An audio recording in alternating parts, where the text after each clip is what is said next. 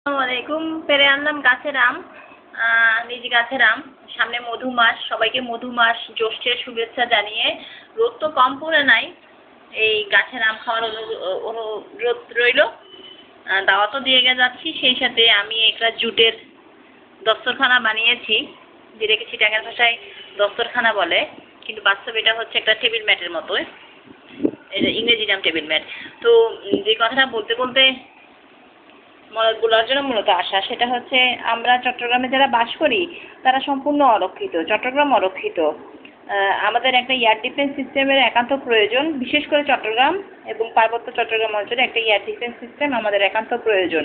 তো আম তো পেরে নিজের গাছেরটা খেতে পাচ্ছি এই মুহূর্তে, কদিন পরে দেখা যাবে সেটাও পারবো না, কারণ রোহিঙ্গা, সেই সাথে আরও যে সমস্ত ফরেনার চট্টগ্রামে অনবরত আসা যাওয়া করছে, যা আমরা যে দিনে রাতে দেখছি, যেটা ঢাকা জানে না বা বাংলাদেশের অন্য প্রান্তের লোকেরা দেখছে না, তাদের একটা ধারণা হচ্ছে চট্টগ্রাম সেফ। আসলে ভুল, সম্পূর্ণ ভুল।